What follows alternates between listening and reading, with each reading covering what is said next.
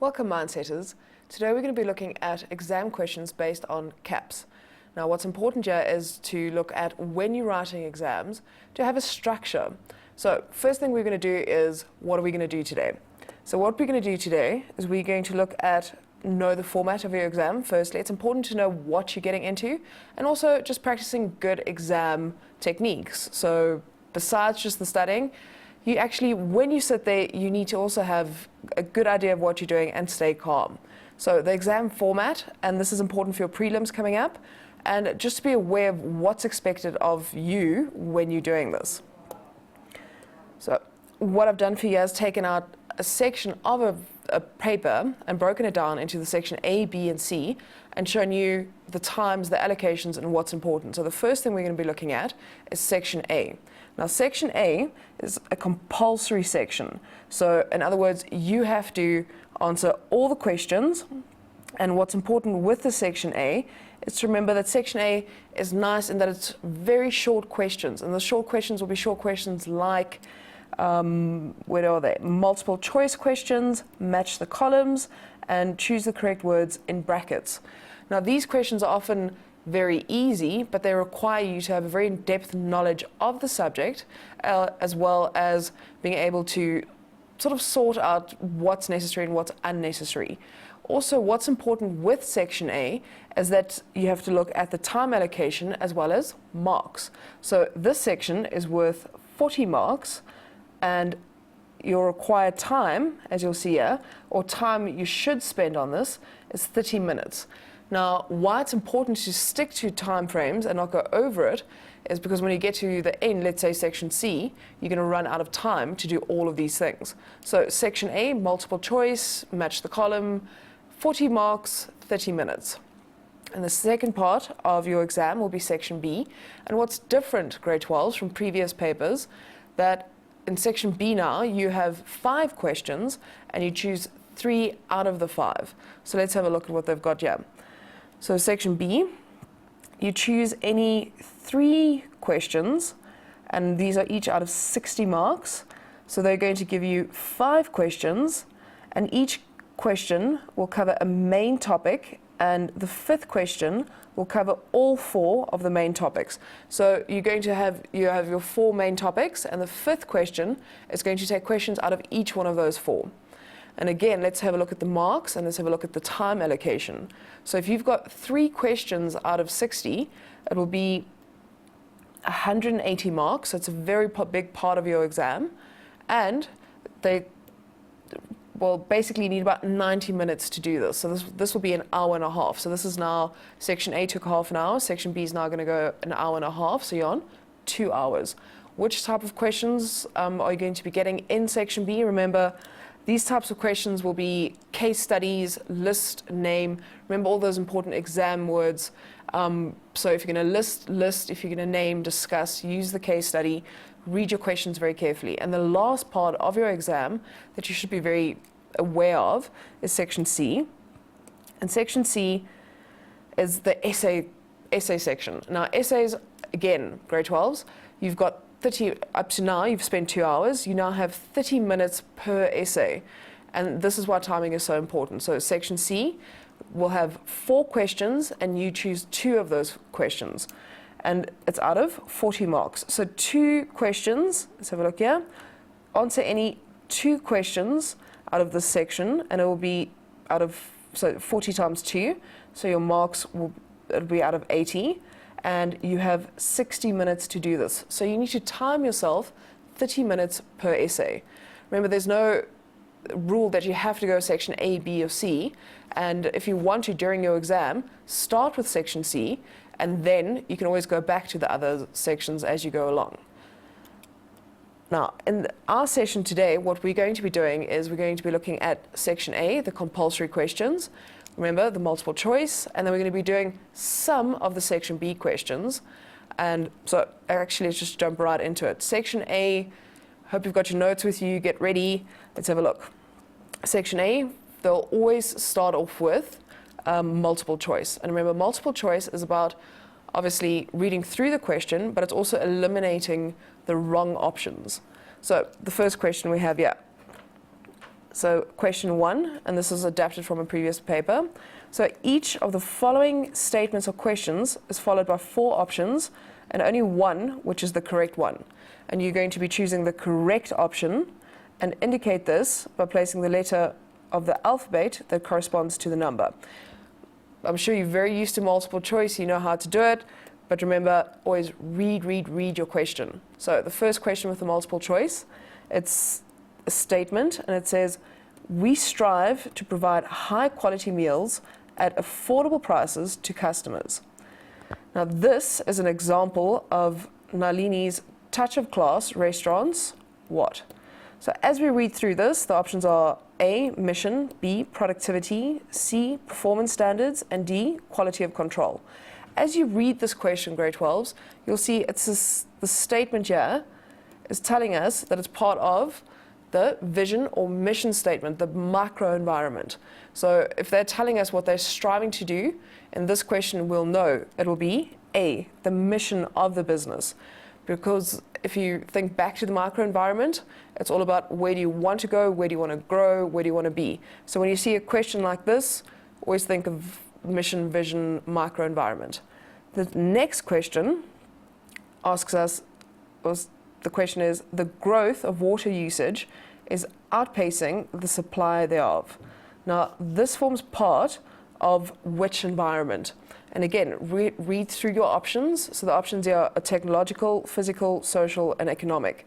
Now, from this question, we can see the growth of water usage is outgrowing it. So water usage will be part of the environmental environment or physical environment.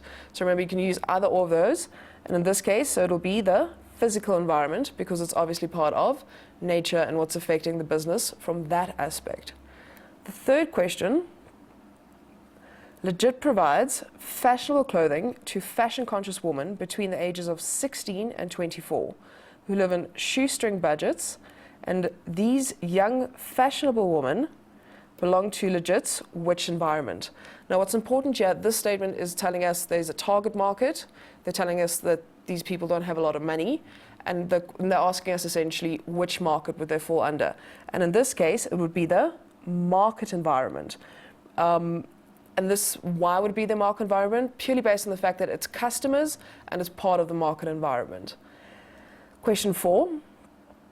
Simone is a shift supervisor at the Grooteholt coal mine. Now, as such, she is responsible for the day-to-day activities and short-term planning of her section. Now, a shift supervisor within the business, Simone operates at which level of management? Now, the key words here, grade 12s, that you need to have a look at. So she's responsible for the day-to-day activities and the short-term planning. Now remember, with management, you look at lower, middle, and top management. And because she's involved with the day-to-day planning as well as short-term planning, she will be part of lower management. So let's have a look, and lower management is there. So do you see, grade 12s, how I'm doing this? So you read the question, you draw from your knowledge, you look at other options, what are the options there? If two things sound very similar, again, read through it and look at what the statement is asking you.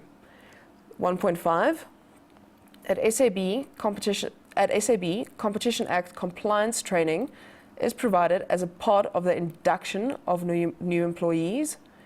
Annual training is compulsory for all senior executives and their colleagues in marketing, sales, and distribution. So in this case, SAB is driven by which drivers? And in this case, as we look through these, the options are ethical, employee, corporate, and engagement. And as you read through this, you'll see this is part of the ethical, the ethical drivers of the business. And the reason why it's so the focus is on ethical, because if you look at the statement, you'll see it's the Competition Act compliance. Okay, so keeping up to date with what is the law, and this is part of induction, so all new employees know this, as well as making it compulsory for the other, so the senior executives, It also keeps them up to date, and it makes it equal for everyone, and it will be an ethical thing, making sure that everybody's there. The next question, question 1.6, they ask us, EdCon applies corporate governance in order to ensure sustainability of the organization and the business. Now, these principles and practices are applied in line with which one of the following? Now, as soon as you hear these key words, grade 12s, for me, when I read this, what stood out for me was corporate governance and to ensure sustainability of the organization and the business. And all of these are key words leading to King's Code. So we'll see there. So for 1.6, the answer is B, the King's Code. Remember, that's triple bottom line. The King's Code is very much involved. Remember, there's King's Code 1, 2, and 3. We're using 3 at the moment, but the principles are pretty much the same. They've just obviously built on them, and they are it's in a lot more detail. So make sure you're up to date with which King's Code you're going through. The next question, 1.7, small groups of employees who voluntarily meet on a regular basis to discuss problems relating to an improvement in production is known as, let's have a look, quality circles, MBO strategies, entrepreneurship, empowerment. This is a nice, easy question in that as you read through all the options, you can see only one option is really correct. And you'll see it's A, quality circles. And the employees will do this voluntarily to make sure that they're keeping up to track and that they're providing the standards they need to provide as well as an employee for the organization. Question 1.8, Carl is a human resource manager at Marketing Exclusive. It's a small marketing and advertising consulting firm, and he has to determine which qualifications a person should have to perform the required job. And this is known as, let's have a look, job analysis, job description, job specification, and induction. What's important here, this is part of HR, and this is the section where we're looking at, remember, induction, placement, and that whole section. So if you look at the question, he has to determine the qualifications a person should have to perform the required job. And that is the key word for you here, the qualifications. And this would be part then of job description. So the answer for 1.8 is B. Now, just to a quick recap, if it was a job analysis, that would be looking at what is required to do the actual job. So how many years of experience, etc. And as you go through them, again, grade 12s, just read through it, and the keywords will tell you which one's the right answer. 1.9, Bill Gates created a progressive company such as Microsoft, functioning in a dynamic environment. Bill Gates displays the characteristics of a what type of leader, and who is distinguished by the ability to bring about innovation and change. And again, looking at the keywords, grade 12s, he is a, so they're asking you what type of leader is he, but they are also telling you he's distinguished by his ability to bring about innovation and change. So that is telling you that he is a transformational leader. So he's bringing about innovation and change. So for 1.9, it will be B, transformational. Now, for this section, grade 12s, there are extras. So in previous exam papers, for example, they only had the usual, so autocratic, and even transformational, all the usual ones are there. So make sure when you're going through and prepping for your prelims that you have all the different forms, or that you know all the different types of leadership and management styles. And the last question for the multiple choice, Kimberlyn is the owner of a small bookshop. Her assistant has recently resigned and she needs to appoint another assistant. What are the advantages for Kimberly appointing someone internally? And they've given you 4 options. For this multiple choice question, it's one of those where you have to read through 4 statements and pick the ones that fit best, and they'll give you different options. So let's have a look. And the question asks us, what are the advantages? So for number 1, current employees are familiar with the business. Another one, current employees' careers are advanced. Remember, we're looking at internal recruitment, so why would it be good if she hires somebody within? Third statement, current employees are not suitably qualified. And 4, current employees do not bring new ideas to the business. So as you've read through this, you've probably sort of forgotten what the statement was, so it's good to go back. So Kimberly is the owner of a small bookshop, and her assistant has recently resigned, and she needs to appoint another assistant. What are the advantages for Kimberly appointing somebody internally? So as we've read through this, we can see that number 1 is an advantage because current employees are familiar with the business and what's expected. Number 2, current employees' careers are advanced. Remember, as an employee, your career being advanced, it will create a good morale in the business, and people would want to work harder because they'd want to get a promotion. And statement 3 and 4 are both negatives. So we know when we are looking at our answer that it would be A. And again, the process of elimination. So for 1.10, the answer is A, working through the elimination of the different answers. Good. So remember, grade 12s, at this stage, section 8 should take half an hour. After you've done section A, quickly have a look at your watch or wherever you can see the time, and just make sure that you're still on track. So the next part of section A is the not multiple choice, it's match the column. And with match the column, often they'll give you more statements in column B than in column A. And that's just not to trip you up, but to give you, to just make it a bit more tricky for you to understand or pick the right answer. And what's important here, as you go through this, whenever you've chosen an answer, make sure that you take it out so that you don't write the same thing twice. So let's have a look at section A, question 2. So choose the term from column B that matches the description in column A. Write only the letter next to the question for example, 6M. So let's have a look at these statements. So in column A, we've got the first one is induction. And what you can do here is start thinking about what is induction about. So it's part of the human resource function. And we know this is when we bring new workers or employees into the company. So what we can do is go through column B and quickly have a look at the statements there. So A, so for induction, so just have a look. So A, using power to give family and friends the best job in the business.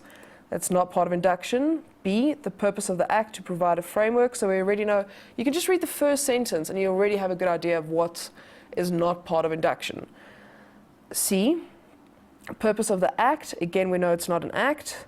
D, looking for the best candidate for the job. Remember, with induction, we've already picked the person. We want to now get them familiarized with the company. And then E, it is a formal introduction to a new job situation. So immediately, I know it's going to be E. So induction, we know it's about bringing employees into the company. So for number 1, it'll be induction and it's E because it is looking at a formal introduction into a new job situation. Number 2, the BCEA. So first off, you need to know what that stands for. So that's the Basic Conditions of Employment Act. And we know this act is all about looking at working hours, making sure that fair wages, and then keeping that in mind, having a look at all the different options on the side here. So what we have here, reading from what I've read before, there are 2 here. So the purpose of this act is to provide a framework for collective bargaining between the employer and their employee. Now we know, just from hearing that would definitely not be part of Basic Conditions of Employment Act. So the second one, the purpose of this act is to set minimum requirements regarding aspects such as working hours, leave, notice of termination, and employment. So we know for 2 basic conditions of employment, it would be C. And it's important here, grade 12s, as I'm going through this, do you see you have to read it and you need to be quite familiar with what these things are, else it's easy to trip up. The next point here, or the next statement that we have to have a look at is number 3, it's nepotism. And this isn't part of any real law, but it's part of legislation, it's part of business ethics. And in this case, let's have a look because I've read that before. So for number 3, nepotism is using power to give family and friends the best jobs or business deals. And again, this will go with issues like business ethics, professionalism, etc. So for 3, it's going to be 3A. Number 4 is endowment. And now this immediately shifts us. Do you see how we have to go from looking at legislation and now we're busy with investments? So you need to know A, endowment, so we know this is an investment. So looking from what we've gone through already, we haven't seen it, so let's go down a little further and you'll see that, let's have a look at the last statement. It's a fixed term investment that pays out a minimum benefit if the policyholder dies. And so for number 4, it'll be 4G. With investments, grade 12s, it's very important that you know the different types of investments and even taxation on those investments. You don't have to know it in too much detail, but it's important that you know that pension funds have different tax implications to retirement funds, for example, or retirement annuities. Now, the last one, number 5, the LRA. And again, you need to know what that is. So that is the Labour Relations Act. And again, because we've read through this, we've got a good idea of what the answer is. And we'll see here that the Labour Relations Act is B. So the purpose of this act is to provide a framework for collective bargaining between the employer and the employee. So remember, Labour Relations Act, always about employer, as well as things like trade unions, employer organizations, and even the state. So for 5, the answer is going to be B. Again, so now you've done 2 questions, grade 12, so you're in your exam, look at your watch, take a deep breath, and go to the next section and make sure that you're still within your allocated time frame. Question 3. Question 3 is a question where you have to look at the correct words between the brackets. So again, read the statement first and then decide which one or which statement is most correct. So the first one, a SWOT analysis or job analysis is a tool for assessing a business and its environment. So the key words here, grade 12s, it's assessing a business and its environment. So immediately we know a job couldn't be a job analysis because that's about hiring.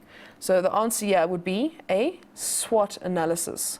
So a SWOT analysis is a tool for assessing a business and its environments. And remember, grade 12s with a SWOT, it's for assessing the business and its environment, and it's broken down into internal and external. The next statement, brainstorming or empty chair, is a creative problem-solving technique in which several people think about a single problem and suggest ideas that could lead to a solution. In this case, we can think about, let's try and think about this in a different way. So what is brainstorming? What is empty chair technique? So empty chair technique is where you sit and you literally put down a chair and you discuss and you go through the problem-solving thing with an imaginary person sitting in the chair. And as we can see, this statement isn't about that. And we all know that brainstorming would be when you sit down and you get people to get ideas together. So for number 2, it will be brainstorming. Question 3 looks at redundancy or retirement is when there is no longer work for some employees because the business is being restructured. So first off, you need to know what those words mean. So redundancy and retirement. Now, retirement would be obviously when you reach a certain age and you no longer work. And redundancy happens when companies need to go and use different strategies, like in the market environment, when you have to use defensive strategies. For example, we have to make big decisions like I need to cut down staff so I can try and keep the business afloat. So in this case, question 3, redundancy is the answer. So it's redundancy because there's no longer work for some of these employees simply because the business no longer is making enough profit to justify even having these employees or being able to pay these employees. Question 4,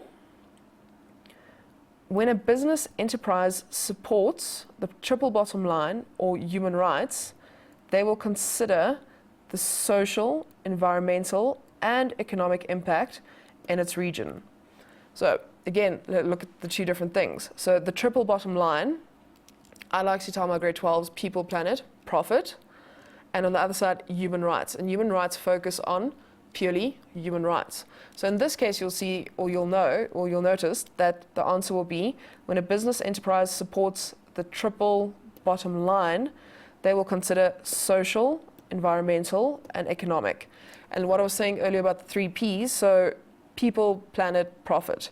And it falls into exactly the same 3 things. It's a nice way to remember it. And then number 5, a person who occasionally works on a Sunday should be paid double their normal wage or 1.5 their normal wage. So we've jumped back now to the Basic Conditions of Employment Act. And what's important here is that you need to know whether this applies to people who work on Sundays usually or people who only work on Sundays sometimes. And the statement is telling us it's a person who occasionally works on a Sunday. So these people don't normally work on a Sunday. And in this case, according to the Basic Conditions of Employment Act, you have to get paid double the normal wage if you don't usually work on a Sunday. So grade 12s, again, look down at your watch. Hopefully that was half an hour. If it's a little bit less, that's okay, because it's giving you a bit of time to do, if you need a bit more time in, let's say, section B or C. When we come back from the break, we're going to go into section B and look at some longer questions.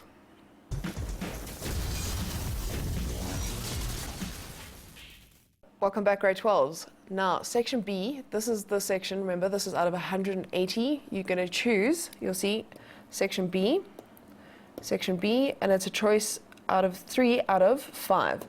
So in the past, you only got 3 questions and you couldn't really choose what you wanted to do. And what's nice with this section is so you'll have strengths in certain areas and obviously not in others.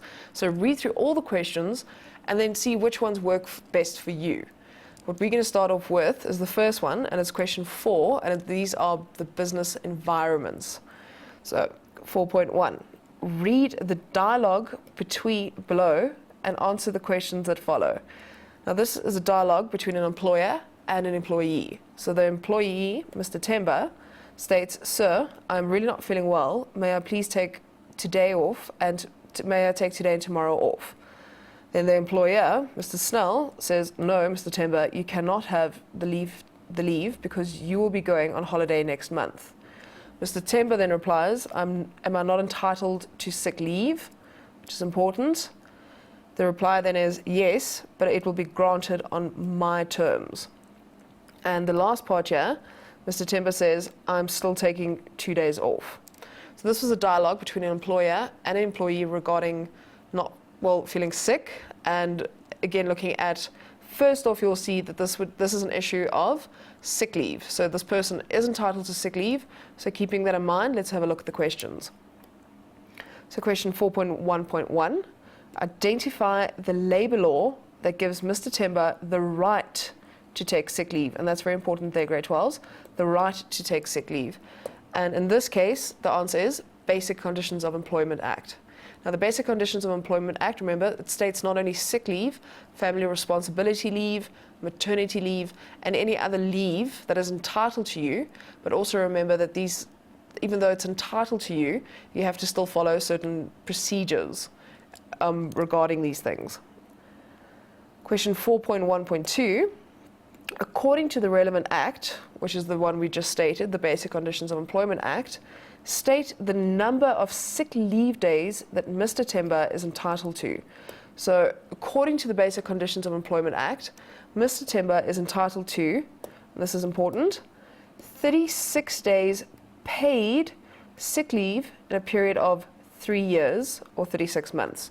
So Mr. Temba is entitled to 36 sick days in a three-year period. So if he's sick, let's say 30 days in the first year, he then only has 6 days left in the other 2 years. But what's also important here is the fact that it's paid sick leave. So if Mr. Temba is sick after these 36 days, then Mr. Snell doesn't have to pay him But up until those 36 days are not used up, Mr. Snell has to pay Mr. Temba.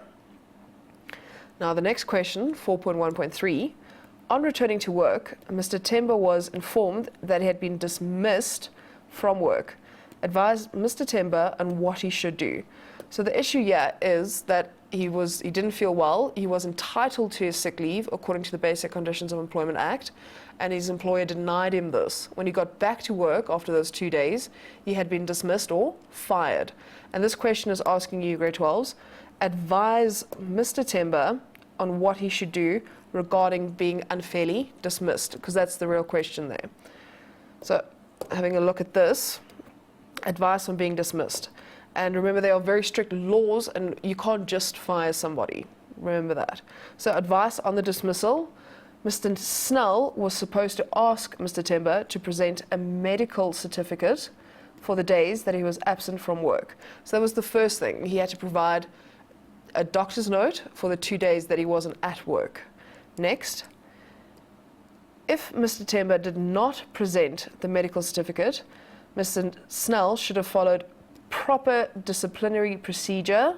Example, first, second, and final warnings.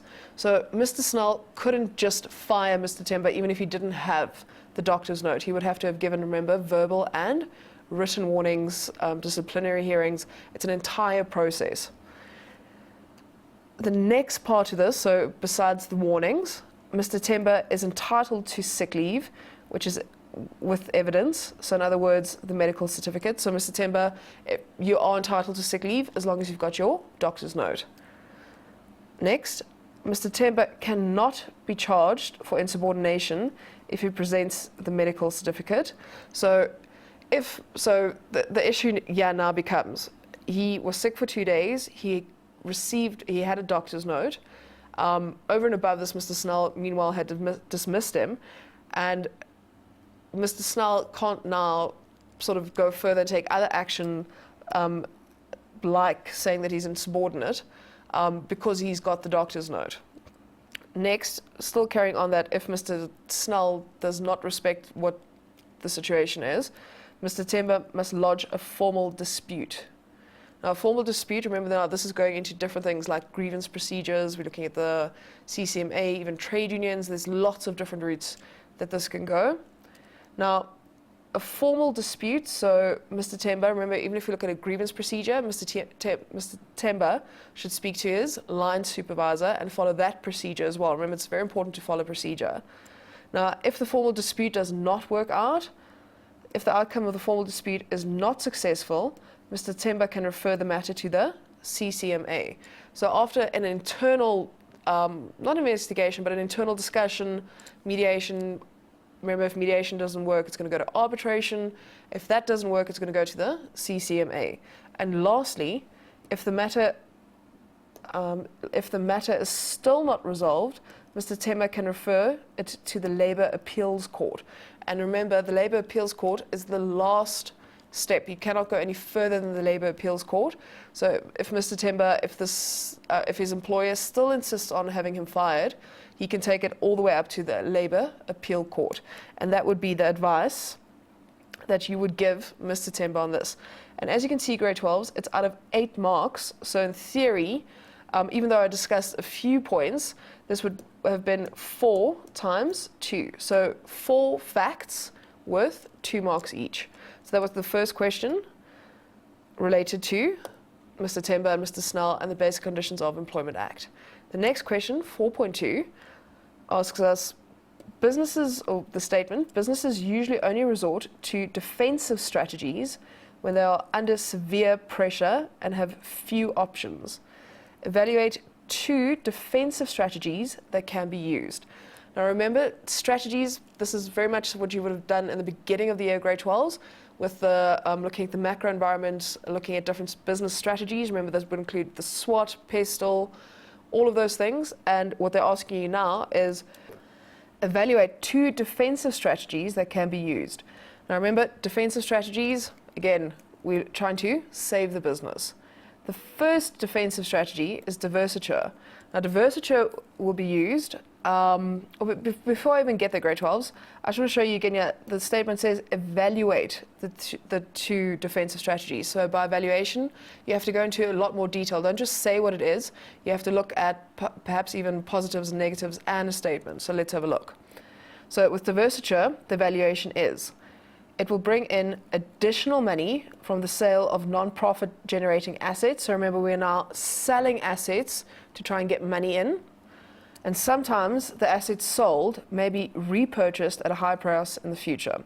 So with divestiture, it's about getting rid of assets. So selling buildings, cars, any asset that you can get money for, or even old equipment, perhaps. The next defensive strategy you could use, retrenchment, and the evaluation with this is the business will reduce expenses by paying less salaries and wages. So workers will become unemployed and the business will lose skilled workers. Now this will have a negative impact on the image of the business as well. So with retrenchment, and we touched on that a little bit earlier as well, this is when you have to let some of your employees go to try and have less of an expense going out. But what will happen is, so if you retrench your employees, yes, you will have less expenses, but those people will now be unemployed, and this will give the business a very bad reputation because people will, it's South Africa, we need jobs, and it's just a negative thing to do. And the last defensive strategy, remember you could have done any two of these, is liquidation. Now, what is this? Creditors may or may not receive the full amount due. Now, this will have a negative impact on the image of the business, and the business may or may not receive the full amount of money owed by their debtors. Now, they will be blacklisted, and the competitors will benefit from this. So remember, liquidation is literally the last step. It's not even a defensive strategy in the sense of how can we save the business. It is done. So the company will sell off its assets, it will try and pay off all its creditors, and hopefully get all the money in from all its debtors. But that's the end of a business. So those are the two defensive strategies a business can look at, or the evaluation of that. And just one thing I want you to add in their grade 12s, with this question, with the evaluation, I didn't go into advantages or disadvantages, but remember, it's always good if you've got time to add in an advantage and a disadvantage with an evaluation. So we'll look at the next question. Question 4.3. So still with business environments grade 12s, discuss the Employment Equity Act and the Skills Development Act under the following headings. Now, I chose this question specifically because you're not going to find these in previous question papers. So remember, looking at legislation, there are all these new parts to the legislation, and part of it would be looking at actions regarded as discriminatory. So for the first one here is the Employment Equity Act. So what would be regarded as discriminatory looking at the Employment Equity Act? So the first thing, or actions, let's have a look. So actions regarded as discriminatory. So with Employment Equity Act, any behavior or action against a worker on the grounds of characterization, such as race, gender, sexual preference, age, disability, etc. So any discrimination against anyone because of any difference, because of the color of their skin, their language, their religion, that is discriminatory.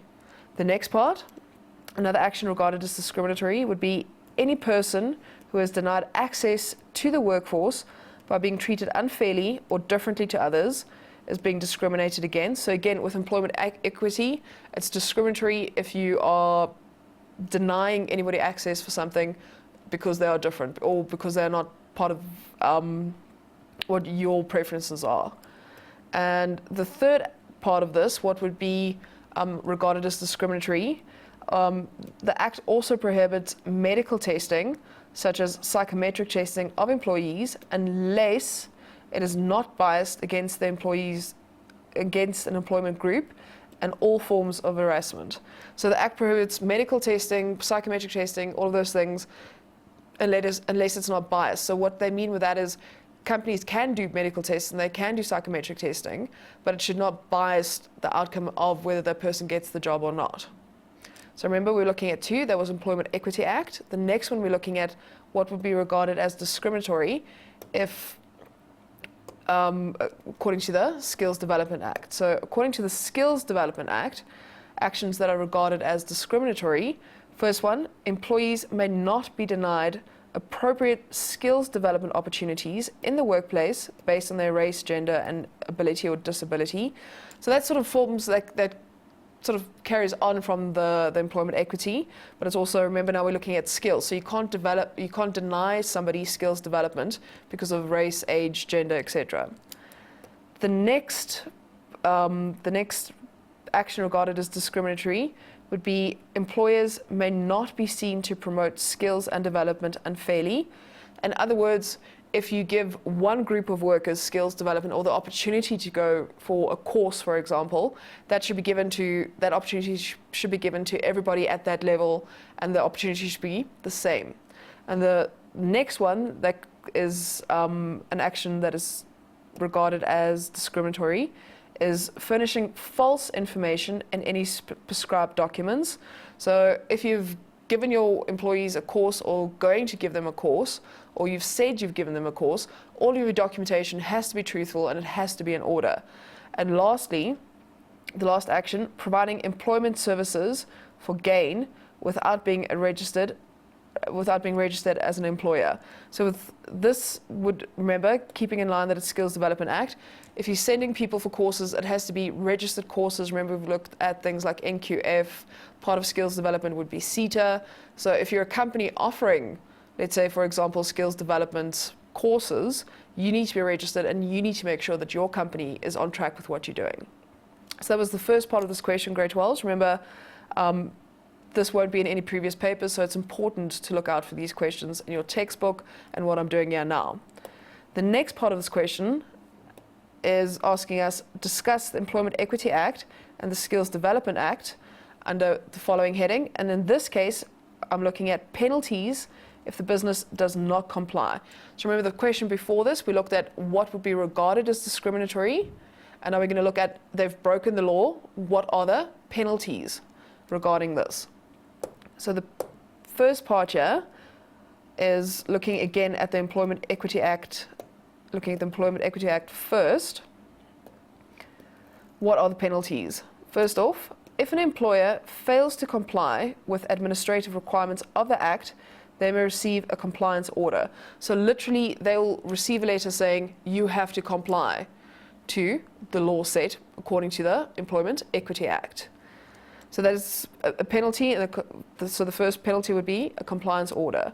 The next penalty, or possible penalty, the Labour Court may impose a fine ranging from 500,000 Rand, if it was a first offence, to 900,000 Rand, as it becomes, let's say, as I've got here, after like 4 offences, so like up to like R1 million fines if you're being discriminatory, if you're breaking any of the actions that we spoke about earlier. Another penalty that could come up is, it's important to note that an employer cannot be fined for not achieving targets set in the employment equity plan, but the Labour Court may act against an employer that has made no bona fide effort to reach targets. So this is important as well. So if you have a company and you are working towards being completely employment equity, so that you are in line with employment equity and you're working towards it, but you haven't reached your target yet, you will not be fined. But if they find that you're actually doing no effort in doing it, that is when they will find, that's when you will get fined. So it's important that you'll also be able to prove that you're trying to reach employment equity to the fullest. The next section, so that was the Employment Equity Act. The next part here, we're looking at the Skills Development Act. And remember, we've looked at what is regarded as discriminatory. Now we're going to look at what happens if you break the law. So what are the penalties according to the Skills Development Act? So businesses that do not pay their prescribed rates are liable for penalties, and a late penalty is usually calculated at 10% of the amount, and a series of penalties could result in legal action. So remember, companies part of skills development, there's a Skills Development Levies Act that you should be familiar with. And part of this, remember, so just keep that in the back of your mind. And if you don't follow the rules, it could go, the late penalties would be up to, or calculated at 10%. Next, payments and penalties are monitored by SARS. So it is companies are obviously it's monitored by SARS. It's very well monitored, and you cannot hide from it. So you have to, if you say you've paid towards a levy or you've done what you've done, it's easily traced. And the last part here, the last penalty, a labour inspector could order the business to stop operating should the business be found guilty of illegal practices. So somebody can come in and literally close the business down as part of the penalties for not following the rules properly according to the Skills Development Act. So 2 very important questions, grade 12s. Not only should you know this with the Skills Development Act, but you should also know this with the Skills Development, Employment Equity, Basic Conditions of Employment. All the legislations have actions regarded as discriminatory as well as penalties. Let's have a quick ad break, and when we get back, we'll carry on with some more questions.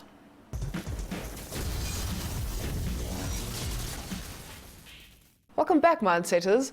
Carrying on with question 4, remember the last one we looked at penalties and those things, and sort of with the same idea we're going to be carrying on looking at more acts and things that are slightly different this year. So question 4.4, it's asking us study the advert below and answer the questions that follow. So let's have a look at the ad.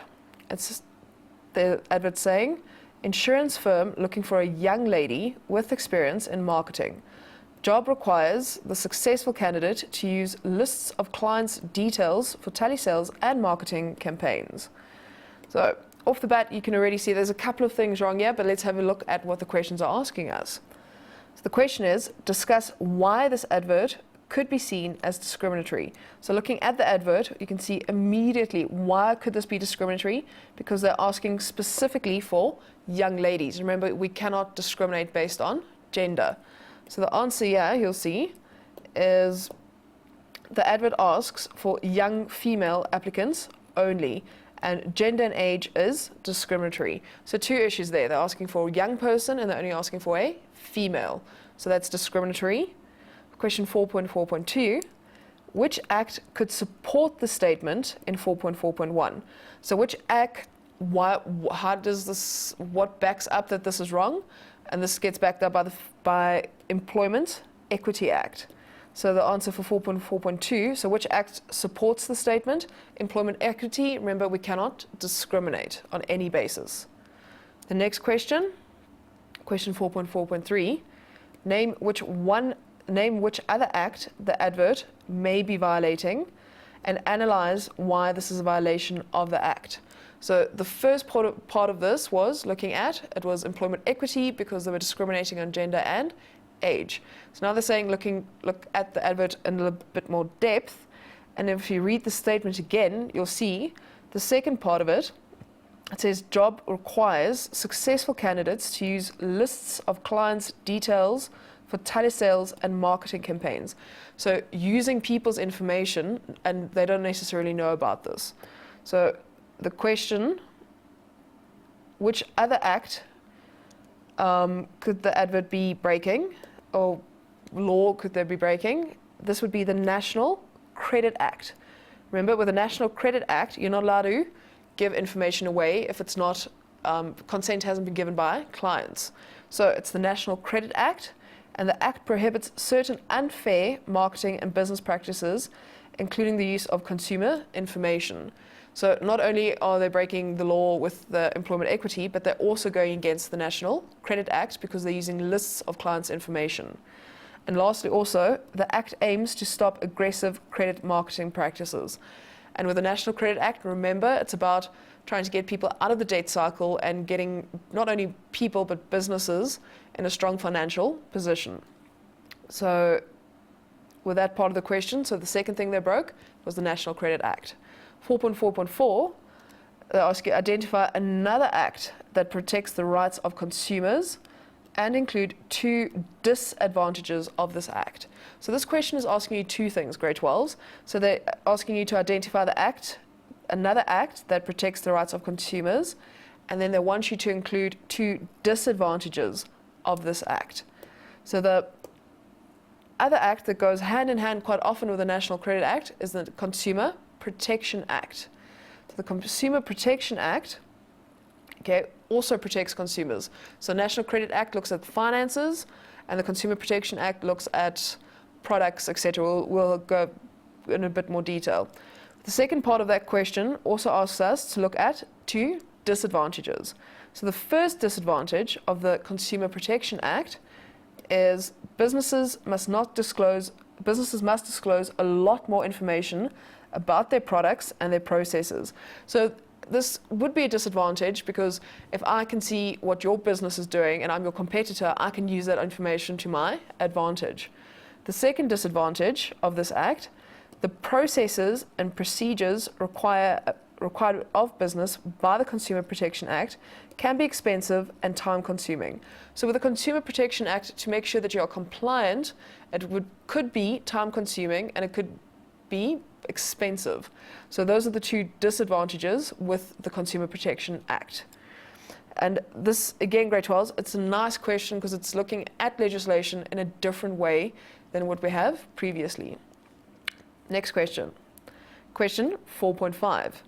And this asks us to look at or discuss the difference between a PESTLE and a SWOT analysis. So moving on from legislation and going back to strategies. Grade 12s, it's very important that you know A, what PESTLE is and what SWOT analysis is, and also don't forget Porter's 5, which is also important. So what is the difference between a SWOT analysis and a PESTLE analysis? Off the bat, you always know that a SWOT analysis is obviously always done in that little square thing, and you look at your strengths and weaknesses. But in this case, they're not asking you to do it, they're asking you to explain it, which is very important. So a PESTLE analysis looks at each of these external factors and assesses whether there will be a positive or a negative impact and to what extent the impact will affect the business. So it looks at each of these external factors. Remember, what are these external factors? PESTLE, so it's political, economic, social. Okay, so those are the factors I'm mentioning there. And what is the difference? So what is a SWOT analysis? A SWOT analysis looks at the strengths, weaknesses, opportunities, and threats that a business faces. Okay, and remember again, grade 12s, these two are internal. So strengths and weaknesses are internal, and opportunities and threats are external. And both of these are used in business very successfully to try and, structure them, but also to try and make the business profitable. The next question we're looking at is Porter's 5. As I mentioned to you before, those all go hand in hand. This question asks us, 4.6, the Porter 5 forces model examines 5 forces that produce competition for businesses. Discuss each and provide an example of each. And this is for 10 marks. So it's quite a lot of marks here. What's important that you look out for here, grade 12s, is that it's asking you to A, discuss it, and they're asking you to provide an example of each. So that's where we'll be getting your 2 marks per point. So make sure that you do both. So looking at the Porter's 5 model, the first one, power of supply, and this would be to assess two suppliers and their control over you and your prices. So the power of supplier. So what's important here with the Porter's 5 model, your supplier will influence how you will do your business. Literally, if your supplier doesn't deliver on time, it'll affect you stocking your shelves, for example, or producing your goods. And if a supplier lets you down, it'll affect your company. The next part of the Porter's 5, the power of the buyer. So the number of buyers and their ability to influence prices. So the power of the buyer now shifts it. So if I go to your company and let's say I spend 100,000 Rand every month, and you push your prices up, I now have the power to say to you, I spend a lot of money with you, and let's negotiate whether this increase can really happen or not. And so it's about the buyer having the power, and that will also, again, remember, this could influence the price of the product, because if you mess with your prices, it'll mess with the end price, and it'll obviously be to your disadvantage. The third part of the Porter's 5 would be competitive rivalry. Now, the power of the competitors, or the number of them, and their ability to control your market. So competitive rivalry, so the competitors, remember, the more competitors there are in a market, the more it will force you as the company to make strategic changes. It could affect your profit margins. And on the other side of it though, competition is good for us as consumers, because it will lower prices, we'll get better technology, things like that. The last one, threat of a new entry. So how easy it is for new businesses to enter into your market.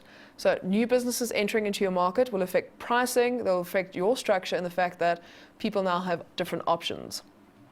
Grade 12s, today we've looked at Section A, we've looked at timing, how important that is. Section B, we've reached the end of our show. Keep your chins up and keep on studying and you'll do well.